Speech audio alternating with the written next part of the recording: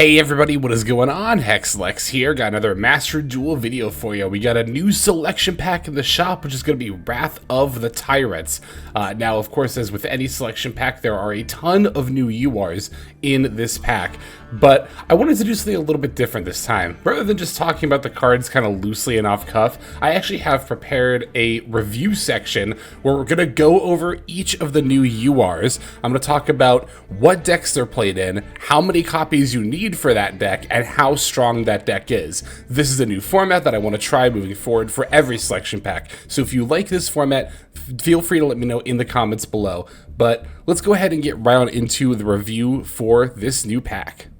Evil Hero Noh-P.U.N.K is a level 10 Dark Fiend Fusion effect monster with 2,500 attack and 2,000 defense. The material requirements are Elemental Hero Neos, or one fusion monster that mentions it, plus one effect monster on the field. It must be special summoned with Dark Fusion, cannot be destroyed by battle or card effects, and says if this card is special summoned, or a monster is sent to the opponent's graveyard while this card is on the field, you can target one face-up monster your opponent controls, take control of it. You can only use this effect of Evil Hero Noh-P.U.N.K once per turn. It is quite a powerful effect to be able to take control when your opponent summons a monster. It's a very strong way of disrupting their combos during their turn. It's very flexible, of course, that is the other option as well.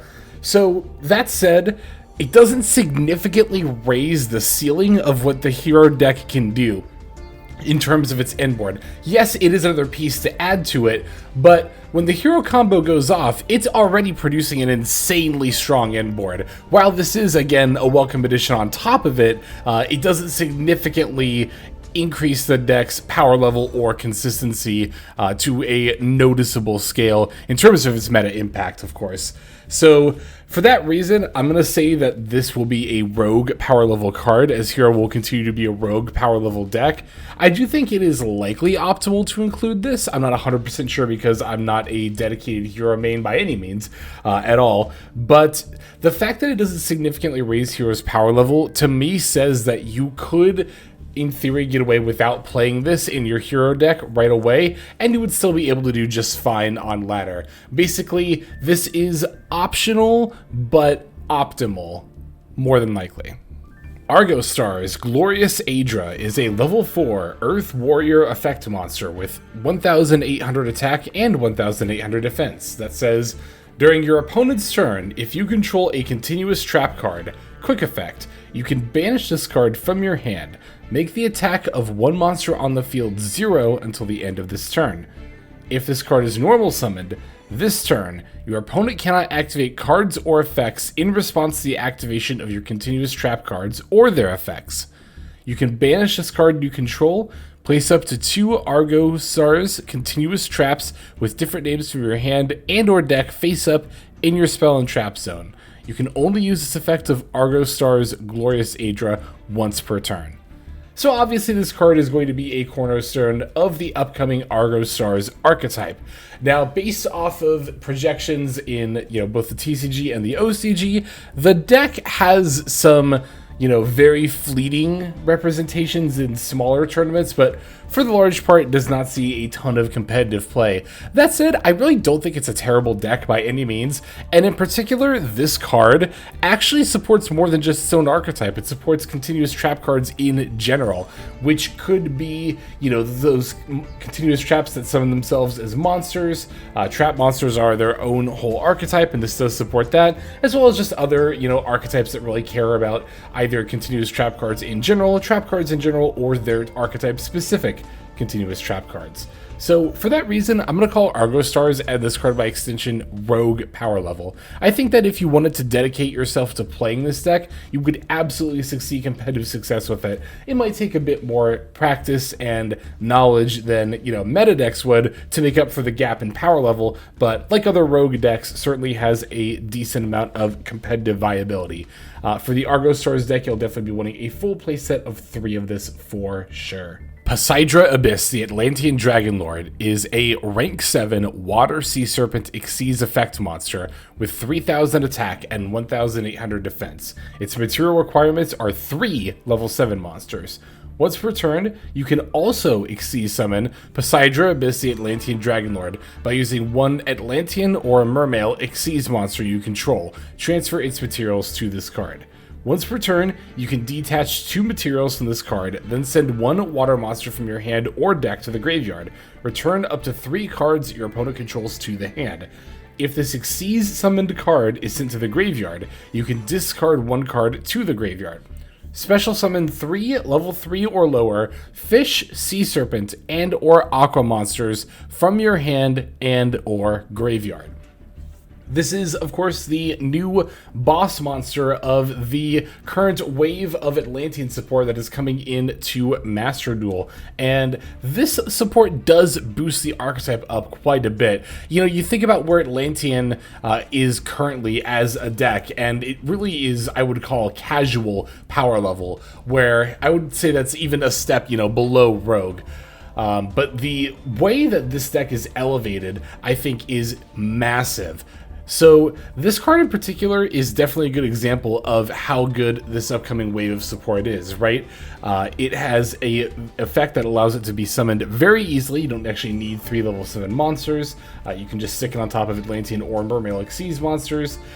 It's got a very good disruption effect of being able to bounce the board, and it also has a soul charge type effect. And note the wording on it too. If this Xyz summoned card is sent to the graveyard, you could, for example, just link this off, and then all of a sudden you're getting 3 bodies back from the graveyard.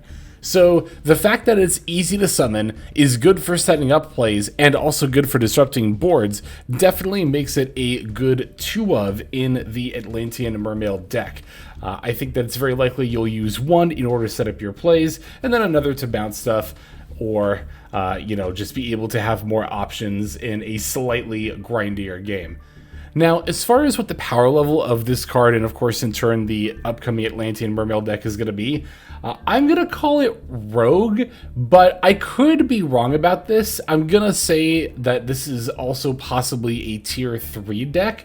Now, the main difference between Master Duel and the TCG in particular, where this deck has seen, you know, a good bit of competitive success, is that Master Duel lacks the totally awesome. Now, of course, that doesn't necessarily mean that the deck is going to be unplayable without totally. However, I do think that it is a pretty noticeable hit to its power level.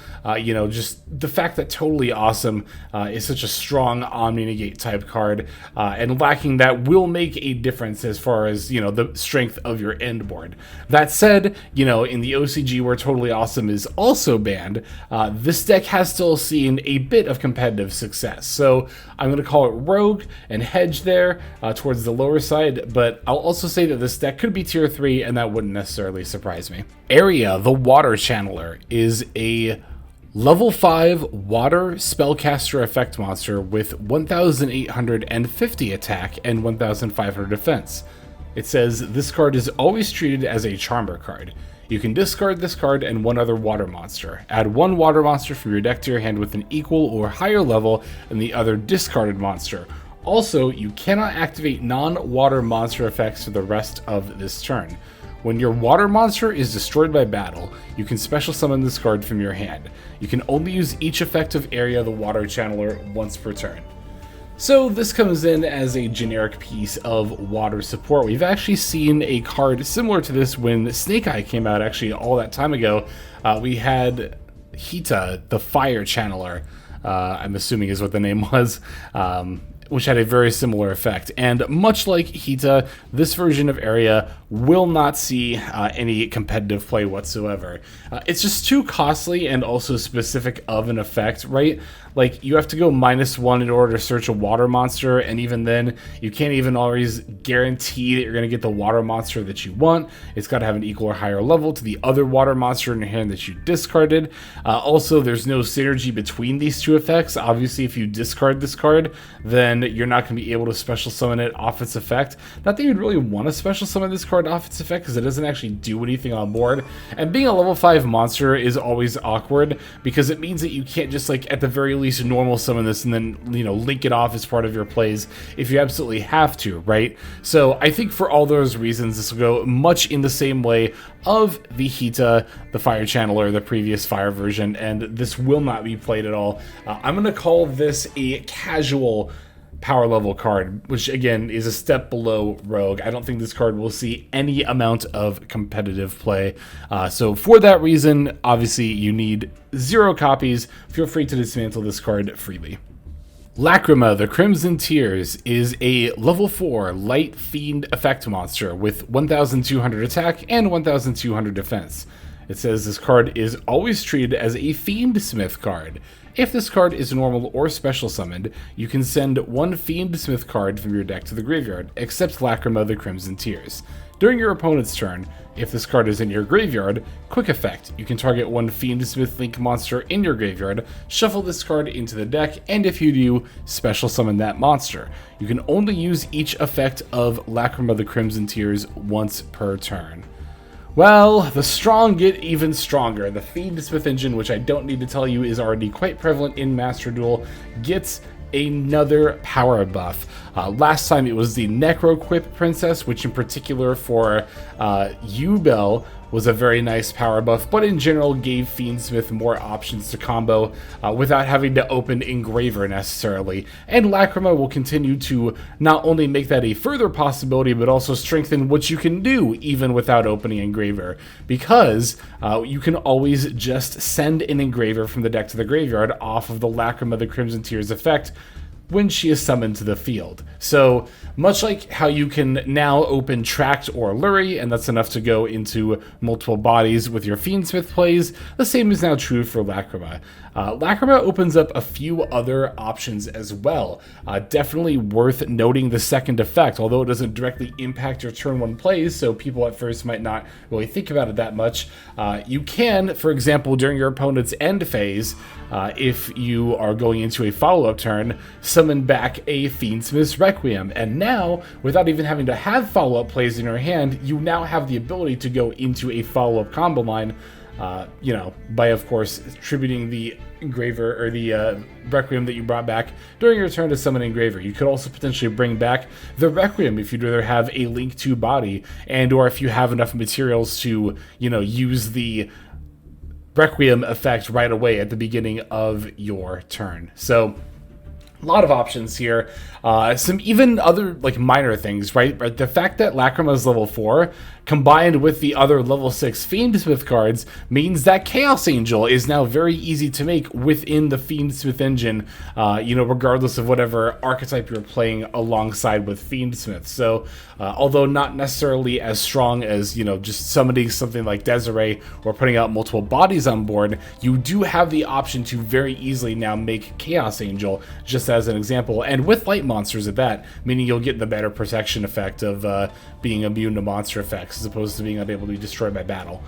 So yeah, obviously I don't need to tell you that Fiendsmith is played in many decks, and a good number of those decks are very high power level, including Snake Eye, which is absolutely a tier 1 deck and will absolutely be playing this card. I think literally every single deck playing Fiendsmith will be playing Lacrima, unlike Necroquip Princess, which beforehand was actually optional in certain decks, like Snake Eye, but I think that now, of course, with Lacrima being played, Necroquip will be played a lot more as well. But yeah, Lacrima will be in every single Fiendsmith deck. For that reason, she is obviously a tier 1 power level card.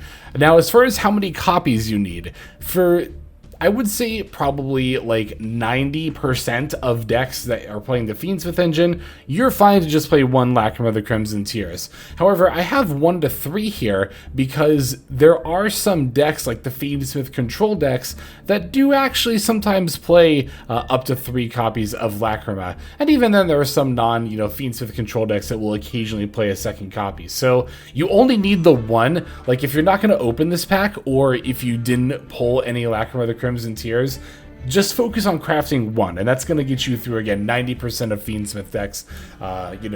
Unless you're interested in Fiendsmith control, you'll be fine. But if you happen to pull any extra copies beyond the first 1, I would save them in case you are interested in playing a strategy like that. Or again, there are some decks that do occasionally play a second Lacrima the Crimson Tears. It's definitely worth hanging on to, much like Fiendsmith's Tract was as well for the same reason. So yeah, I would, like I said, hold on to additional copies, but you really only need the one for the most part.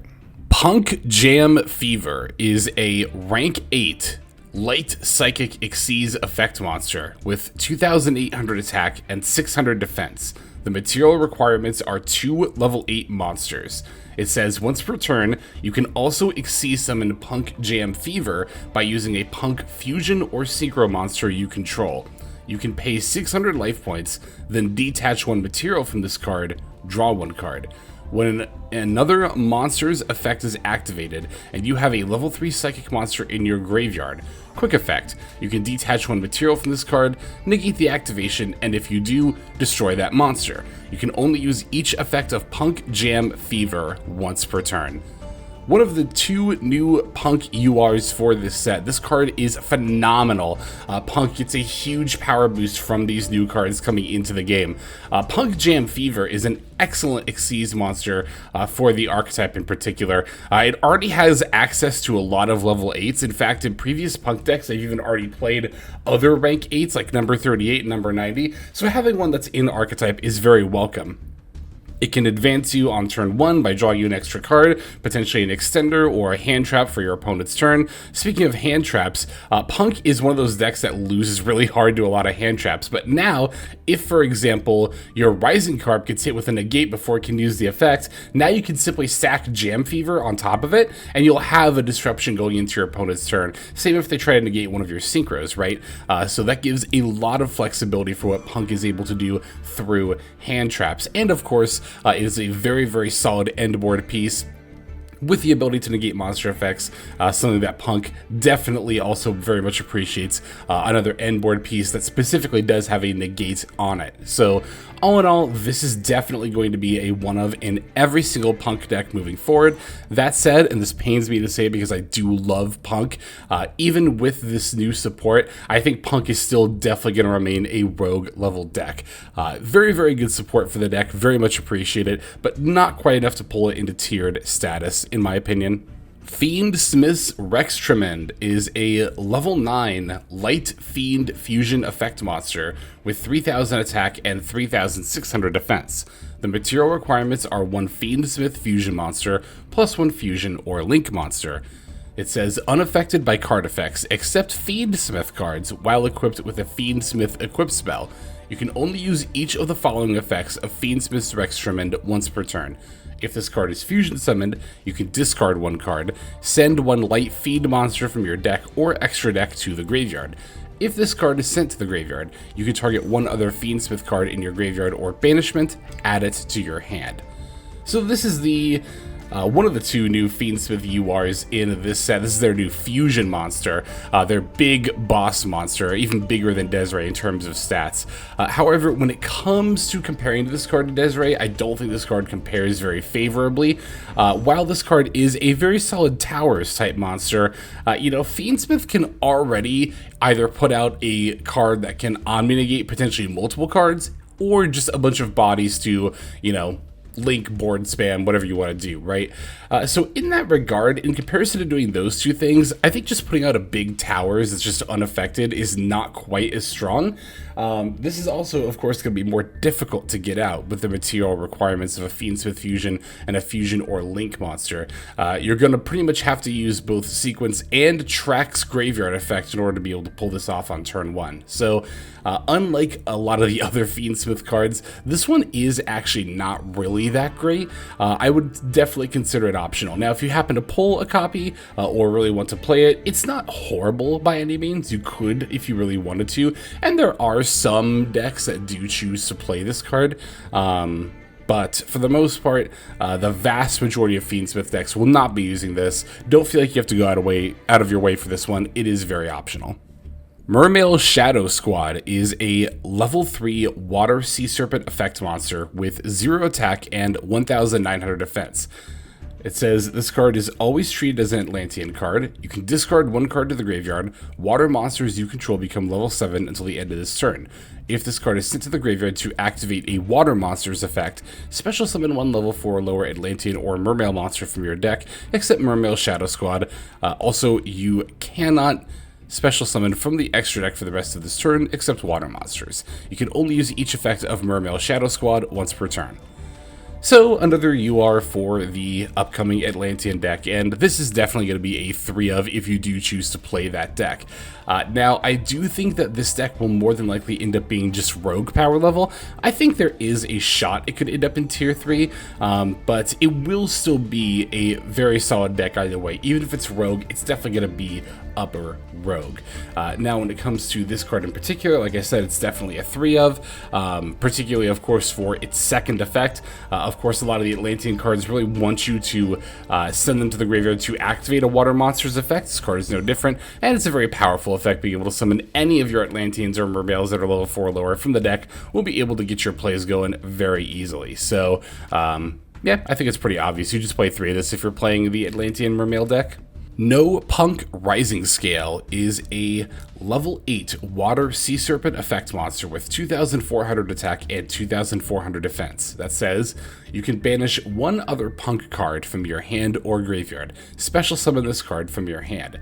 If this card is special summoned, you can pay 600 life points, add to your hand, or special summon one P.U.N.K monster from your deck or graveyard, except a level 8 monster. When a monster your opponent controls with 2,500 or more attack activates its effect, quick effect, you can change it to face down defense position. You can only use each effect of Noh-P.U.N.K Rising Scale once per turn. So this is one of our 2 new P.U.N.K URs in this set, and this card is phenomenal for the archetype. This is an easy 2 to 3 of. I would probably just say 3 of, because this card is a fantastic extender for the archetype. It's not a 1-card starter. It does need you to banish another P.U.N.K card in order to special summon it. However, this can of course simply be searched by Noh-P.U.N.K Xayamine, which will already be a 1-card starter for the deck, and an even better one now that this card is out. But especially with E-Tele at 3, I think P.U.N.K already has a decent amount of starters, so I think a very, very strong extender / search target like this is definitely what they needed, and this card is ridiculously good. This is basically just like better Foxy Tune is how this card reads. This card is amazing. Foxy Tune is of course still a good card as well, but Rising Scale here not only can summon itself a lot more easily and a lot more cost efficiently, but it also just special summons the P.U.N.K monster directly from the deck. And on top of that, it actually has a relevant disruption effect if you choose to leave it on the field. It's not a negate or anything, but being able to turn stuff face down during your opponent's turn is definitely, you know, it's not nothing, right? It's a type of disruption effect that we've seen before and has definitely been highly effective in the past. So now, as much as I have been singing this card's praises, unfortunately, I don't think it's enough to bring P.U.N.K above the Rogue power level, which does pain me to say, but it is the truth. So I'll definitely be going for this card. I definitely want to play P.U.N.K with the new stuff, but I don't expect it to be a tiered deck moving forward. Evil Assault is a new normal spell card for the Evil Hero archetype. It says, discard 1 card, take 1 level 4 or lower Evil Hero monster from your deck, and either add it to your hand or special summon it. Also, for the rest of the turn, after this card resolves, you cannot special summon from the extra deck, except hero monsters. If this card is in your graveyard, except the turn it was sent there, you can banish this card from your graveyard, add 1 Dark Fusion from your graveyard to your hand. You can only use each effect of Evil Assault once per turn. So, I mean, obviously this card is quite good for the Evil Hero archetype in particular. And naturally, as with any other hero archetype, you can just use them and then turn this in regular hero decks as well. This card's a little bit weird though, because it's a card that the hero archetype already kinda has in the form of a Hero Lives. Now, of course, you know, a Hero Lives can only grab elemental heroes and cost you half your life points. This grabs evil heroes and instead only costs you a discard. So there's definitely some pros and cons between those comparisons. But I think much like Evil Hero Neos Lord, I think this card is pretty optional. I think this card is a lot more optional than Evil Hero Neoslord. Evil Hero Neoslord is like one slot in your extra deck, but if you are going to play this, you're probably going to want to play a full playset. And I'm not a hero expert, so I don't know how much room the hero deck has for something like that, or how good that would be. In my research, you know, hero builds that topped in this day and age in paper events are few and far between. It looks like occasionally they'll play a playset of this, but not super duper often, so it's kind of difficult for me to say. But I think that if you already had a hero deck before this pack came out, and you're worried about needing to craft 3 of this card, I wouldn't, because I think you could play your hero deck even without any of this new support, and pretty much be about as powerful as it is without the new support here. The new support might give you more options, but I don't think it significantly raises the power level of the deck. For that reason, I'm going to call this optional, so I'm going to say you could play 0 to 3. Argostars Giant Slaying is a quick play spell card for the new Argostars archetype. It says add 1 Argostars monster from your deck to your hand, then immediately after this effect resolves, if a continuous trap card is in your monster zone, or a continuous trap with an effect that special summons itself as a monster is in your spell and trap zone, you can normal summon 1 warrior monster. During your main phase, you can banish this card from your graveyard, then target 2 cards on the field, including an Argostars continuous trap you control, return them to the hand. You can only use 1 Argostars Giant Slaying effect per turn, and only once that turn. So this will definitely be a 3 out of 4, the Argostars archetype, being not only a searcher for the deck, but also a way to even quick normal summon during your opponent's turn, which, if you remember the Adra, the Argostars Adra that we read earlier, that card has an effect where when normal summoned, it says your opponent can't respond to the activation or effects of your continuous trap cards. So obviously being able to do that on your opponent's turn is a very, very powerful effect. On top of, again, this is just a searcher, if nothing else, right? Like, if nothing else, you get this very first part of the first sentence of this effect, which is quite good for the archetype. So naturally, this will be a 3 of in the Argostars deck. Now, as I said before, Argostars is definitely going to be a rogue archetype. It'll be on the lower end of the rogue spectrum, but make no mistake, it is definitely still, with a dedicated pilot, able to squeak in some very good ranked and tournament results, again, with a dedicated pilot. But it's a neat archetype. It's not one I'm going to be going for personally, but it's definitely still a very, very cool one. But if you're going to play it, you're definitely going to want a full playset of 3 of this Giant Slaying here.